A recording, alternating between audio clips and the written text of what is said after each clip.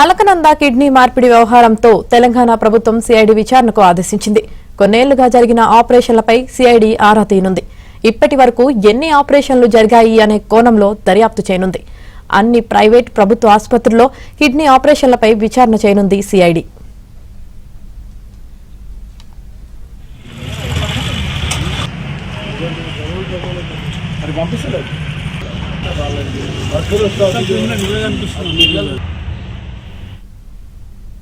ఈ కేసులో మరో ఇద్దరిని పోలీసులు అరెస్టు చేశారు. అలకనంద ఆసుపత్రి యజమాని సుమంత్ తో పాటు మరొకరిని అదుపులోకి తీసుకున్నారు. కిడ్నీ మార్పిడి కోసం సుమంత్ ముఠానే ఏర్పాటు చేశారు. బెంగళూరుకు చెందిన డాక్టర్ నేతృత్వంలో ముఠా ఏర్పాటైనట్లు పోలీసులు చెబుతున్నారు. ప్రధాన నిందితుడైన బెంగళూరు వైద్యుడి కోసం గాలిస్తున్నారు.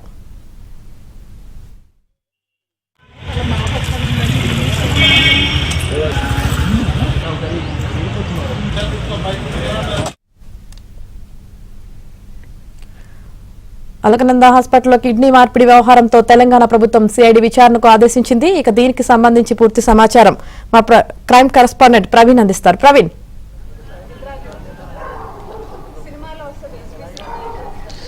రాష్ట్ర వ్యాప్తంగా సంచలనం సృష్టించినటువంటి అలకనంద హాస్పిటల్లోని కిడ్నీ ర్యాకెట్ కేసుకు సంబంధించి ఇప్పటికే పోలీసుల విచారణ కొనసాగుతుంది. ఈ కేసులో విస్తుపోయేటువంటి వాస్తవాలు బయటపడుతున్నాయి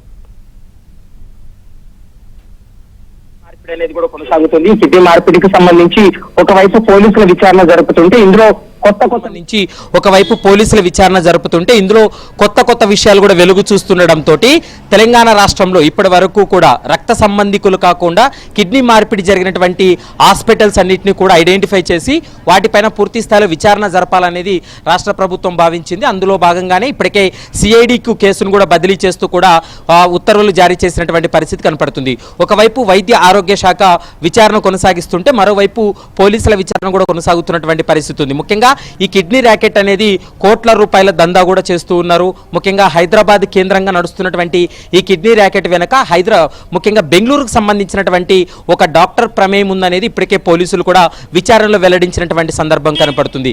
ఇప్పటి వరకు తెలంగాణలో జరిగినటువంటి కిడ్నీ మార్పిడికి సంబంధించి ఎంత అంటే ప్రైవేట్ హాస్పిటల్స్ లో ఎన్ని కిడ్నీలు మార్పిడి అనేది జరిగింది, ముఖ్యంగా రక్త సంబంధికులు కాకుండా ఇతరత్ర వ్యక్తులు ఏవైనా కిడ్నీలను మార్పిడి జరిపారా అనేటువంటి అంశానికి సంబంధించి కూడా పూర్తి స్థాయిలో విచారణ జరపాల్సినటువంటి అవసరం ఉందంటూ కూడా రాష్ట్ర ప్రభుత్వం భావించింది. కాబట్టి రాష్ట్ర వ్యాప్తంగా కిడ్నీ మార్పిడికి సంబంధించినటువంటి అంశాలపైన ఆ కేసులకు సంబంధించి కూడా సిఐడి పూర్తి స్థాయిలో విచారణ జరిపేటువంటి అవకాశం అయితే కనపడుతుంది.